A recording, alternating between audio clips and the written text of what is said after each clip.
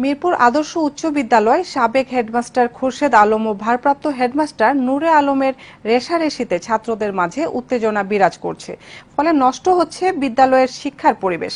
এ বিষয়ে আদর্শ উচ্চ বিদ্যালয়ের ভারপ্রাপ্ত প্রধান শিক্ষক নূর আলমের সাথে কথা বলতে চাইলে তিনি এড়িয়ে যান।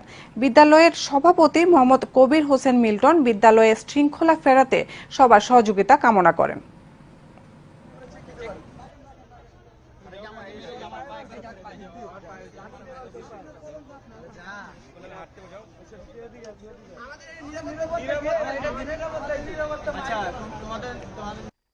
কোন রকম রাজনীতিকরণ কোন বিষয়ে যেন আপনাদের সন্তানরা অংশগ্রহণ না করে সেটার দিকে একটু খেয়াল রাখবেন। এবং স্কুলটা আমাদের স্কুল, এটা আমাদের প্রাণের শিক্ষা প্রতিষ্ঠান, আমাদের গর্ব। এই স্কুলে আমি অনেক কিছু পরিকল্পনা নিয়েছি, আমাকে প্লিজ একটু সুযোগ দেন, আমি যেন মানে স্কুলটাকে আমার স্বপ্নের দ্বার প্রান্তে পৌঁছানোর বেসটা অন্ততপক্ষে তৈরি করতে পারি, সে সুযোগটা